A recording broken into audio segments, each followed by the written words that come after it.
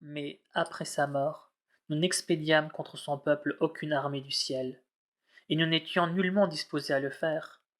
Il a suffi d'un seul cri pour qu'ils fussent tous anéantis. Hélas, combien est triste le destin des hommes! Aucun prophète ne vient vers eux sans qu'ils le tournent en dérision. Ne voient-ils pas combien de générations nous avons anéanties avant eux, et qui ne sont plus jamais revenus, alors que toutes, sans exception, comparaîtront devant nous? N'y a-t-il pas un signe pour eux dans la terre morte que nous faisons revivre, et de laquelle nous tirons des graines dont ils se nourrissent?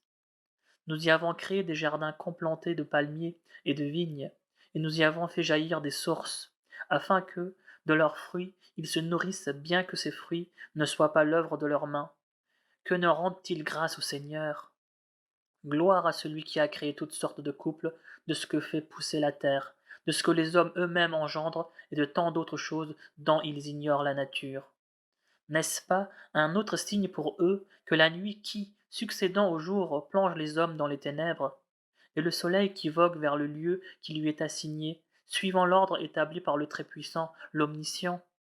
Et la lune, à laquelle nous avons assigné des phases successives au terme desquelles elle devient aussi fine que la tige d'un vieux régime de date dégarnie?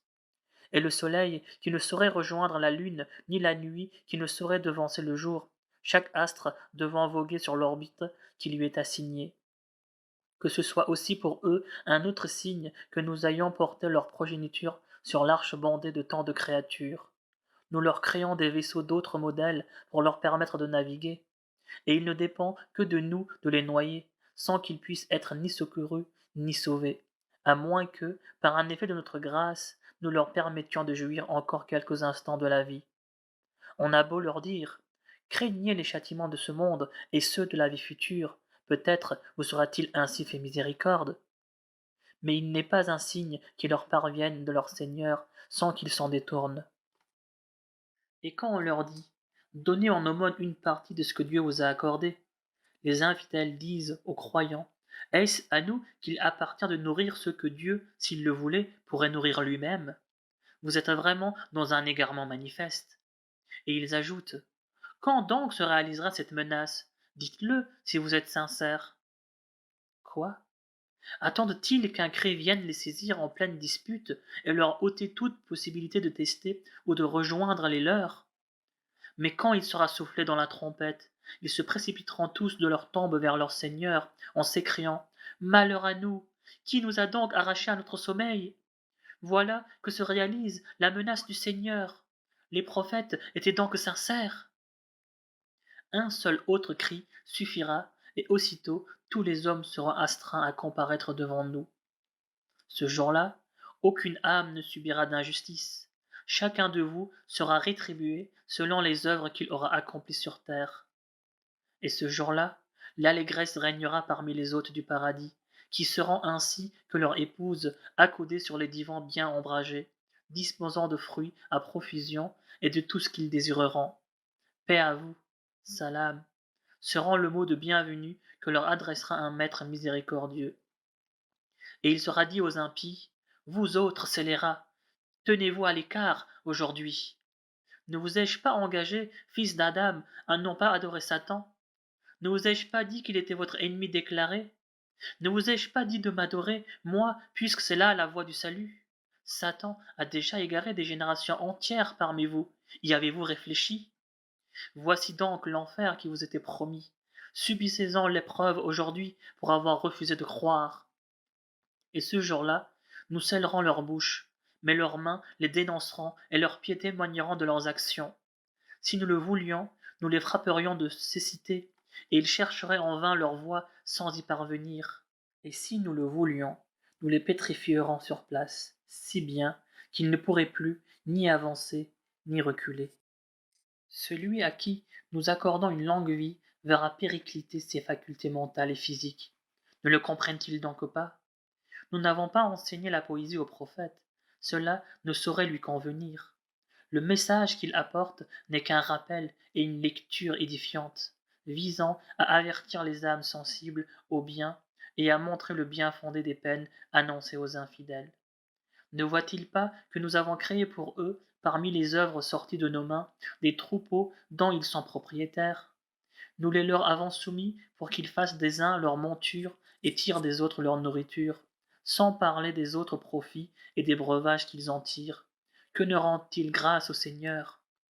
Les impies adorent des divinités en dehors de Dieu, dans l'espoir de bénéficier de leur assistance. Mais ces divinités ne peuvent leur porter aucun secours. Elles forment plutôt une armée de requis qui sera appelée à témoigner contre ces adorateurs. Que leurs discours ne te chagrinent point. Nous savons ce qu'ils disent en secret et ce qu'ils divulguent. L'homme oublie-t-il que nous l'avons créé d'une goutte de sperme, au point de s'ériger en véritable adversaire? Et oubliant même jusqu'à sa propre création, il nous lance ce proverbe: Qui peut ranimer les ossements tombés en poussière? Réponds-lui: les ranimera celui qui les a créés la première fois, car son pouvoir de créer n'a point de limite. C'est celui qui fait jaillir de l'arbre vert une étincelle dont vous allumez vos feux. Est-ce que celui qui a créé les cieux et la terre ne serait pas capable de créer leur pareil? Oui, bien sûr. N'est-il pas le Créateur, l'Omniscient? Quand il veut une chose, il n'est pour lui que lui dire sois, et la chose est. Gloire donc à celui qui détient dans sa main la souveraineté absolue sur toute chose. C'est vers lui que vous serez tous ramenés. Sourate des rangs, As-Safat. Au nom de Dieu, le clément, le miséricordieux. Par les anges disposés en rang serré, qui montent une garde vigilante et bénissent inlassablement le nom du Seigneur, en répétant: Votre Dieu est unique. Il est le maître des cieux, de la terre et des espaces interstellaires, et il est le maître des orients. En vérité, nous avons donné au ciel le plus proche une parure d'étoiles, afin de le protéger contre les démons rebelles, et les empêcher, en les harcelant de toutes parts, de venir surprendre quelque secret du monde céleste. Ainsi refoulés, ils seront livrés à un tourment permanent, à moins que l'un d'eux ne saisisse au vol quelque bribe d'entretien, mais ils seraient alors aussitôt poursuivis par un météore flamboyant. Demande aux infidèles lequel fut plus difficile pour nous à créer d'eux ou des autres créatures. Eux, nous les avons tirés d'une simple terre glaise, mais pendant que tu t'émerveilles devant la puissance divine, eux se contentent de s'en moquer, et lorsqu'on les exhorte, ils font preuve d'une totale insensibilité. Voient-ils quelque signe de Dieu, ils le tournent aussitôt en dérision. Ce n'est là que pure magie, disent-ils. Est-ce que, une fois morts et réduits en ossements et en poussière, nous allons être ramenés à la vie? Et nos premiers ancêtres aussi? Réponds-leur. Bien sûr que vous serez ressuscités et humblement soumis. Un seul cri retentira, et voilà les morts hors de leur tombe, bien réveillés, et s'écriant: Malheur à nous, voilà que le jour du jugement dernier est arrivé. Oui, voilà le jour de la décision que vous traitiez de mensonge. Rassemblés sera-t-il ordonné, les impies ainsi que leurs épouses et les divinités qu'ils adoraient en dehors de Dieu. Conduisez-les en enfer, saisissez-vous-en, ils ont des comptes à rendre. Et il leur sera dit: Pourquoi ne vous portez-vous pas mutuellement secours? Mais ce jour-là, ils se seront totalement soumis, et se tournant les uns vers les autres, ils se feront de mutuels reproches. Vous nous avez entraînés dans votre sillage, diront les impies à leur maître. Ce n'est pas vrai, rétorqueront leur maître, vous n'avez jamais été croyants. Nous n'avons exercé aucune contrainte sur vous, mais vous étiez naturellement rebelles. Voici que se réalise, contre nous tous, l'arrêt de notre Seigneur, nous condamnant à expier nos fautes, dans le tourment et la douleur. Et si nous vous avons égarés, c'est que nous-mêmes étions dans l'erreur. C'est ainsi qu'impies et démons seront tous, ce jour-là, associés dans le tourment et la douleur. Et c'est ainsi, en vérité, que nous traiterons les criminels, qui, quand on leur disait il n'y a d'autre divinité que Dieu, sans fait d'orgueil, et rétorquaient: Quoi? Allons-nous abandonner nos divinités pour suivre un poète en délire? Bien au contraire, le prophète apporte la vérité et confirme la mission des autres envoyés. Vous serez, certes, exposés à un douloureux châtiment, mais vous ne serez rétribués que selon les œuvres que vous aurez accomplies, pendant que les serviteurs élus de Dieu recevront, eux, en dons continuels, toutes sortes de fruits, et seront honorés dans les jardins des délices. se faisant face et confortablement installés. On fera circuler entre eux, dans des coupes, une liqueur limpide et d'une saveur exquise, qui ne provoque ni ivresse ni malaise, et ils auront auprès d'eux leurs épouses aux grands yeux, au regard chaste et au teint d'une blancheur immaculée. Puis, se tournant les uns vers les autres, ils se poseront des questions, et l'un d'eux racontera: J'avais un compagnon qui me disait: Es-tu de ceux qui croient à la résurrection? Crois-tu que, une fois morts et réduits à des ossements et à de la poussière, nous aurons des comptes à rendre? Voudriez-vous, proposera-t-il, jeter un regard d'en haut? Et apercevant son compagnon au fin fond de l'enfer, il lui dira: Par Dieu, tu as bien failli causer ma perte, et sans la grâce de Dieu, j'aurais été du nombre des damnés. Est-il donc vrai que nous ne sommes morts que de notre première mort, et que nous ne serons jamais suppliciés?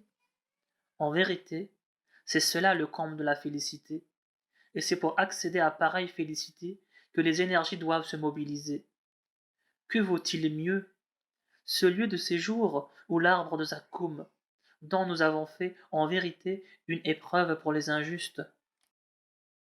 C'est un arbre qui sort du fond de l'enfer, et dont les fruits ressemblent à des têtes de démons.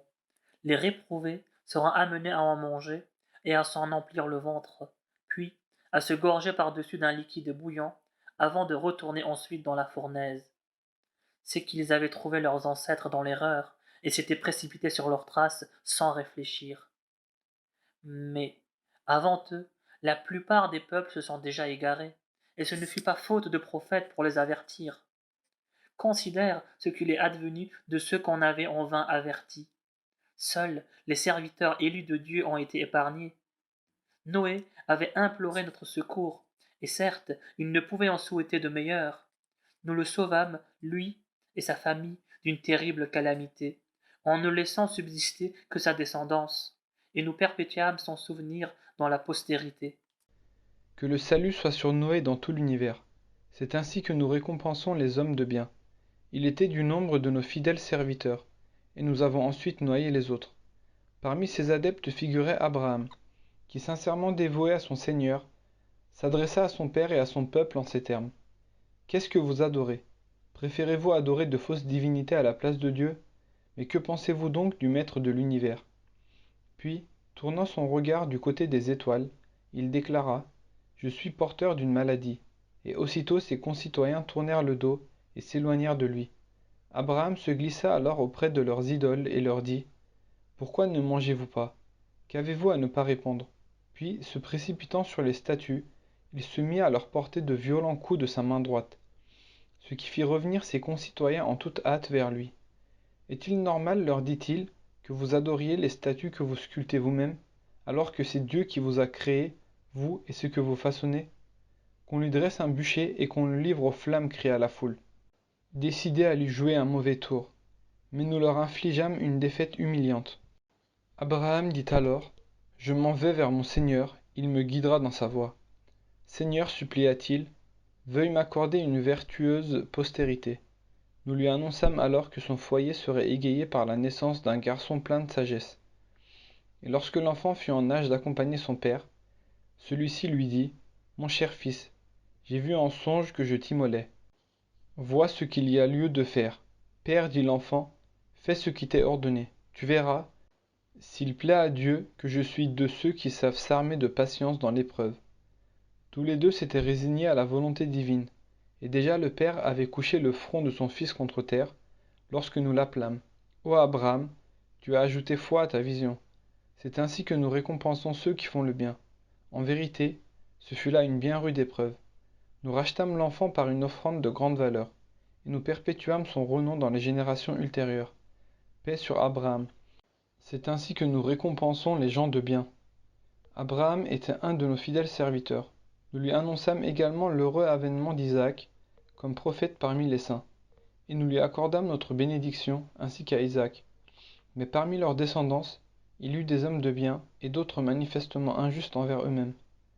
Nous avons répandu aussi nos bienfaits sur Moïse et Aaron. Nous les avons sauvés, eux et leur peuple, d'une angoisse extrême. Nous les avons secourus, et ils furent eux les vainqueurs. Nous leur avons donné l'écriture à la clarté limpide, nous leur avons indiqué la bonne voie, et nous avons perpétué leurs souvenirs dans les générations ultérieures. Que le salut soit donc sur Moïse et sur Aaron. C'est ainsi que nous récompensons les hommes de bien, car ils font partie de nos fidèles serviteurs. Élie aussi fut un de nos envoyés. C'est lui qui a dit à son peuple, ne craignez-vous pas Dieu? Allez-vous adorer Baal en délaissant le meilleur des créateurs, Dieu votre Seigneur et celui de vos premiers ancêtres? Mais ils le traitèrent d'imposteur, aussi auront-ils à répondre de ce péché devant le Seigneur, à l'exception de nos élus serviteurs, et nous perpétuâmes son souvenir dans les générations ultérieures. Que le salut soit donc sur la famille d'Élie. C'est ainsi que nous récompensons les hommes de bien, car Élie fait partie de nos fidèles serviteurs. Lot aussi fut un de nos envoyés. Nous l'avons sauvé lui et toute sa famille. Seule sa vieille femme fut du nombre des réprouvés. Puis nous avons anéanti tous les autres. Et ce sont leurs vestiges que vous foulez aux pieds matin et soir. En avez-vous saisi le sens? Jonas avait lui aussi fait partie de nos envoyés. Il s'était réfugié sur un vaisseau surchargé. On tira au sort, et il fut parmi les rejetés à la mer, où une baleine l'avala, car il avait encouru notre colère, et sans ses prières, il serait resté dans le ventre de la baleine jusqu'au jour dernier. Nous le fîmes rejeter, épuisé sur une plage déserte, et nous fîmes pousser au-dessus de lui un plant de citrouille. Nous l'envoyâmes ensuite comme messager à une population de 100 000 âmes, ou plus encore, qui crurent en Dieu. Aussi leur avons-nous permis de jouir de la vie pour une période déterminée. Demande-leur si les filles reviennent à ton Seigneur, et si les garçons reviennent à eux-mêmes. Aurions-nous, en leur présence, créé les anges en les dotant du sexe féminin? Cédant à leur goût pour le mensonge, ils vont même jusqu'à dire « Dieu a engendré », ce qui est une pure invention. Dieu, selon vous, préférerait avoir des filles plutôt que des garçons? Sur quoi vous fondez-vous pour formuler un tel jugement? N'êtes-vous donc pas raisonnable? Où tenez-vous à l'appui de vos dires quelques preuves irréfutables? Apportez alors votre livre si vous êtes sincère. Ils vont même jusqu'à établir des liens de parenté entre Dieu et les djinns. Or, ceux-ci savent eux-mêmes que les auteurs de tels mensonges auront à en répondre devant leur Seigneur. Gloire à Dieu, il est bien au-dessus de leurs blasphèmes. Seuls seront sauvés nos élus serviteurs. En vérité, vous et les idoles que vous adorez ne pourrez gagner à votre cause que ceux qui sont déjà voués à l'enfer. Il n'est aucun parmi nous, disent les anges, qui n'ait sa place fixée d'avance, et nous sommes toujours disposés en rang pour célébrer la gloire du Seigneur. Et tout en disant volontiers, si nous avions reçu des anciens un livre de rappel, nous aurions été les serviteurs élus du Seigneur. Les négateurs n'hésitent pas à renier le Coran. Certes, ils connaîtront la vérité un jour. Nous avions déjà promis à nos fidèles envoyés que notre assistance leur serait acquise, et que ce sont nos troupes qui remporteraient la victoire. Éloigne-toi d'eux pour un temps, et observe-les. Eux-mêmes verront à quoi ils s'exposent. Trouverait-il que notre châtiment est trop lent à venir? Or, quand celui-ci s'abattra sur eux, quel mauvais matin alors pour ceux qu'on aura vainement avertis. Éloigne-toi d'eux pour un temps encore, et observe-les. Eux-mêmes verront à quoi ils s'exposent. Gloire à Dieu, le Maître suprême, que ne peuvent atteindre les calomnies des hommes. Paix et salut aux envoyés, et louange à Dieu, le Maître souverain de l'univers. Au nom de Dieu, le clément, le miséricordieux. Saad, par le Coran plein d'enseignements édifiants. En vérité, les négateurs vivent dans l'orgueil et la dissidence. Pourtant, que de générations n'avons-nous pas fait périr avant eux, et qui, malgré leurs cris d'angoisse, ne purent échapper à nos rigueurs. Les infidèles trouvent étrange que l'un d'eux soit venu les avertir et disent « Cet homme est un sorcier et un imposteur. Veut-il réduire toutes les divinités à une seule? Voilà une chose bien étrange. » Puis leurs notables se retirèrent en disant « Retirez-vous et gardez confiance dans vos dieux. Ce n'est là qu'un complot ourdi contre vos idoles. Nous n'avons rien entendu de pareil dans la dernière religion. Ce n'est là donc qu'une pure invention. Comment? Il aurait été le seul de nous tous à recevoir le Coran. Ainsi ils doutent de mes révélations, ou plutôt, ils n'ont pas encore éprouvé mon châtiment. Possède-t-il les trésors de la grâce de ton Seigneur, le Tout-Puissant, le généreux dispensateur, ou dispose-t-il des cieux, de la terre et des espaces interstellaires? Eh bien, qu'ils en gravissent donc les marches. Ce n'est là qu'une armée de factieux qui sera ici même mise en déroute. Avant eux, les peuples de Noé, de Had et de Pharaon, le maître des pilastres, avaient déjà crié au mensonge, ainsi que les Tamuds, le peuple de Lot, et les gens d'Alaïka. Tous étaient des factieux. Et tous ont traité les prophètes de menteurs et ont encouru mon châtiment. Ces gens-là n'auront à attendre qu'un seul cri qui ne sera pas répété. Seigneur, disent-ils, envoie-nous notre part de châtiment avant le jour du jugement. Supporte avec patience leurs propos. Souviens-toi de notre serviteur David, si plein de dévotion et si prompt au repentir. Nous avons soumis les montagnes à célébrer avec lui notre gloire, au soir et à l'aurore, ainsi que les oiseaux rassemblés autour de lui, qui tous obéissaient à leur Seigneur. Nous avons consolidé son royaume, nous lui avons donné la sagesse, et nous l'avons initié à l'art d'arbitrer les litiges. Connais-tu l'histoire de ces deux plaideurs qui escaladèrent le prétoire et s'introduisirent auprès de David, qui en fut saisi de frayeur? Ne crains rien, lui dirent-ils. Nous sommes deux plaideurs.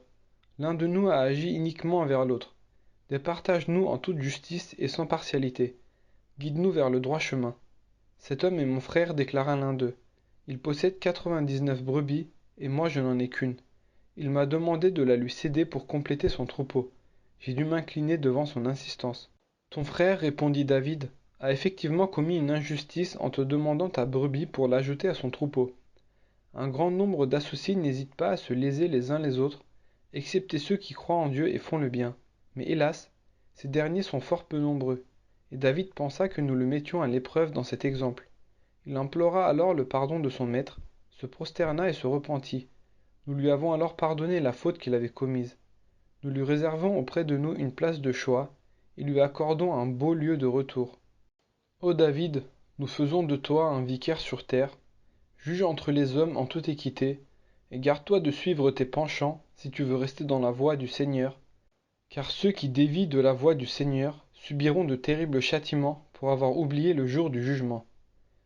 Nous n'avons pas créé en vain les cieux, la terre et les espaces interstellaires, comme le pensent les infidèles. Malheur donc aux infidèles, car ils sont voués à l'enfer. Traiterons-nous ceux qui croient et font le bien de la même façon que ceux qui sèment le mal sur la terre? Réserverons-nous le même sort aux hommes vertueux et à ceux qui sont pervers?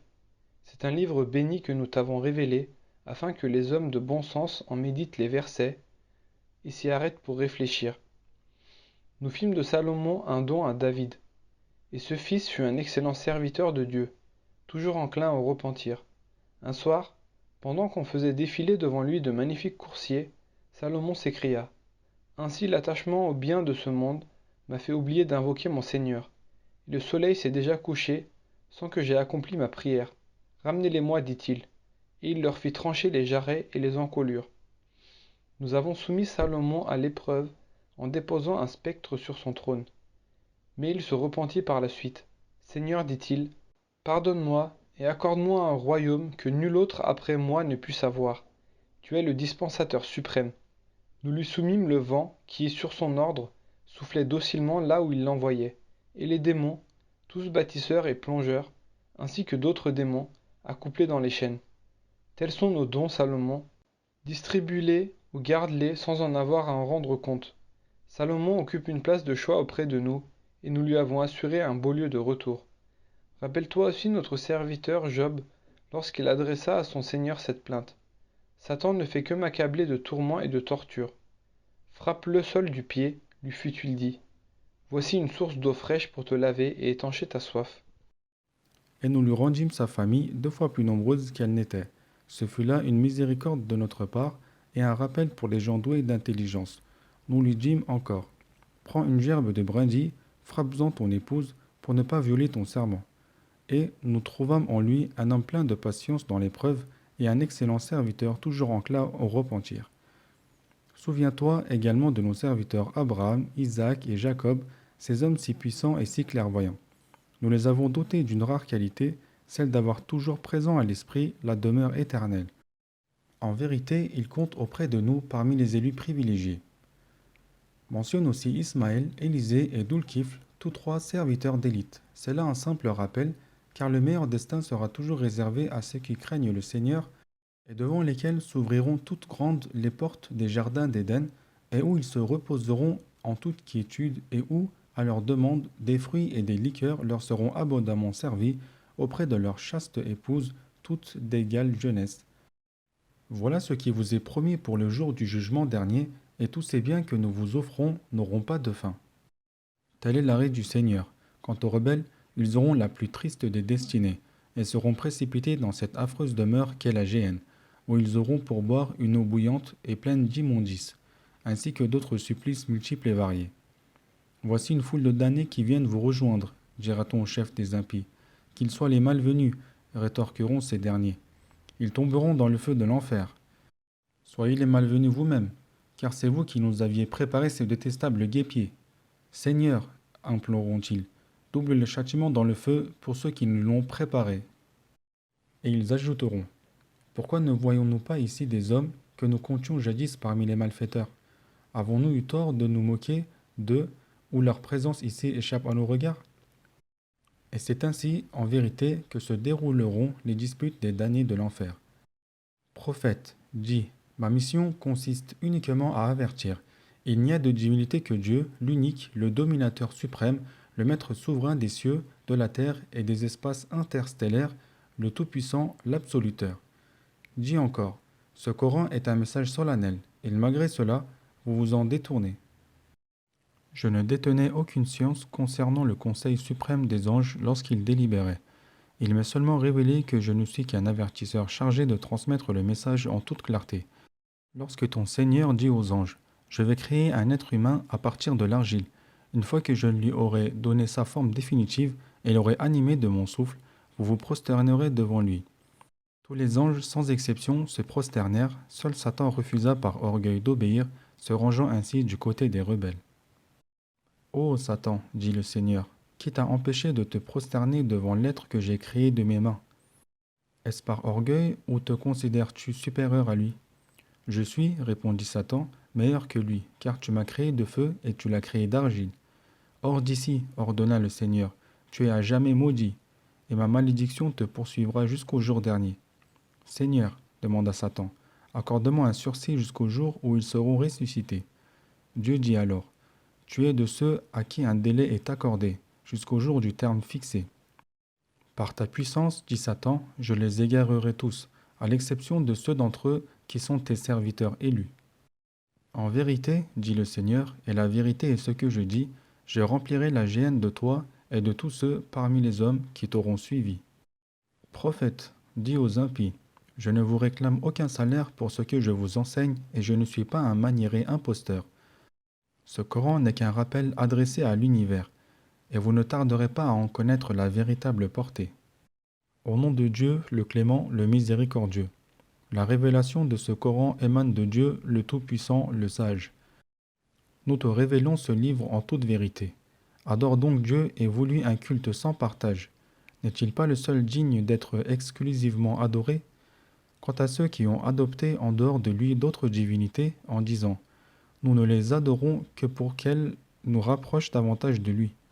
En vérité, Dieu tranchera le différend qui les oppose, mais Dieu ne guide point dans la bonne voie l'infidèle perfide. Si Dieu avait voulu se donner un fils, il eût choisi au sein de sa création ce qu'il aurait voulu. Gloire à lui. Il est l'unique, il est le dominateur. Il a créé en toute vérité les cieux et la terre. Il fait succéder la nuit au jour et le jour à la nuit, de même qu'il prescrit au soleil et à la lune de poursuivre chacun sa course jusqu'au terme fixé. N'est-ce pas lui le puissant, l'absoluteur? Il vous a créé d'un seul être dont il a ensuite tiré sa compagne. Il a mis à votre service 8 sortes de bestiaux en couple. Il vous crée dans le sein de vos mères, où vous subissez des transformations successives dans les ténèbres d'une triple membrane. Tel est Dieu, votre Seigneur à qui appartient l'univers. Il n'y a d'autre divinité que lui. Comment pouvez-vous vous détourner de lui? Si vous êtes infidèle, sachez qu'en vérité, Dieu n'a pas besoin de vous pour l'adorer. Toutefois, l'impiété des hommes lui déplaît alors qu'il agrée leur reconnaissance. Aucune âme ne répondra des fautes d'une autre âme. Puis, c'est à lui qu'inéluctablement vous retournerez, et vos œuvres vous seront alors rappelées, car Dieu connaît parfaitement ce que recèlent les cœurs. Lorsqu'un mal affecte l'homme, celui-ci implore son Seigneur en toute humilité. Mais quand Dieu lui accorde une faveur, il s'empresse d'oublier le mal qui avait suscité ses prières, et il prête à Dieu des associés en vue de pousser ses semblables à le nier. Dis à cet impie, jouis pour un instant de ton impiété, car tu es voué à faire partie des hôtes de l'enfer. Peut-on comparer ce pécheur à celui qui passe ses nuits en prière, prosterné ou debout, craignant la vie future en plaçant son espoir dans la miséricorde de son Seigneur? Dis, sont-ils égaux ceux qui ont reçu la science et ceux qui ne l'ont point reçue? Seuls des êtres doués d'intelligence sont à même d'y réfléchir. Dis, ô mes serviteurs qui avez la foi, craignez votre Seigneur, car à ceux qui font le bien ici-bas est réservée une belle récompense, et la terre de Dieu est assez vaste pour qui veut le servir. En vérité, les persévérants seront rémunérés au-delà de toute espérance. Dis, j'ai reçu ordre de vouer un culte exclusif à mon Seigneur, et il m'a été ordonné d'être le premier des musulmans. Dis, en vérité, je crains de subir les châtiments d'un jour terrible si je désobéis à mon Seigneur. Dis, c'est Dieu que j'adore, en lui vouant un culte sans partage. Quant à vous, idolâtres, libre à vous d'adorer qui vous voudrez en dehors de Dieu. Dis, les véritables perdants, ce sont qui auront causé à la fois la perte de leur propre âme et celle des leurs au jour de la résurrection. La voilà la perte irréparable. Un nuage de feu s'étendra au-dessus de leur tête et un autre au-dessous de leurs pieds. Voilà contre quoi Dieu met en garde ses serviteurs. Ô mes serviteurs, craignez-moi. Ceux qui fuient les fausses divinités pour ne pas les adorer et qui reviennent vers leur Seigneur, annonce-leur qu'ils auront accès à la félicité. Faisant l'heureuse annonce à mes serviteurs qui écoutent mes paroles et se conforment à ce qu'elles contiennent de meilleur. Ce sont ceux-là que Dieu dirige, ce sont ceux-là qui sont doués d'intelligence. Vouloir sauver celui contre qui la sentence du châtiment aura été prononcée équivaut à vouloir sauver celui qui est déjà dans les flammes de l'enfer.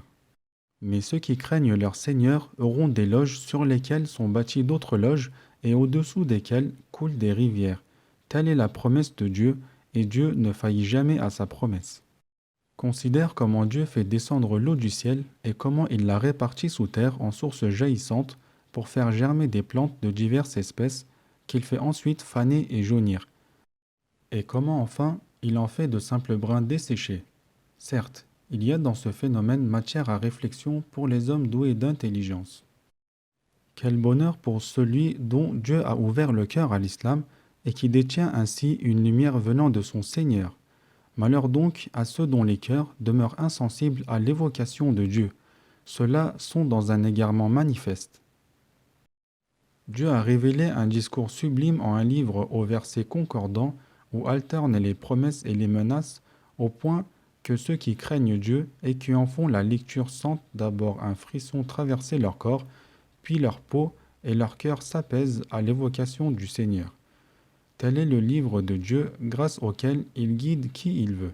Quant à celui que Dieu égare, nul ne pourra plus lui faire retrouver son chemin.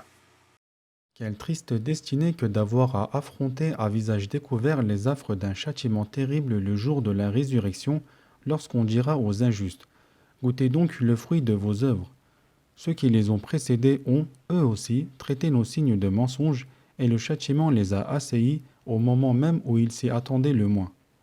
Dieu leur a fait goûter l'ignominie en ce monde, mais les châtiments qui les attendent dans l'au-delà sont plus atroces encore, s'ils pouvaient le savoir.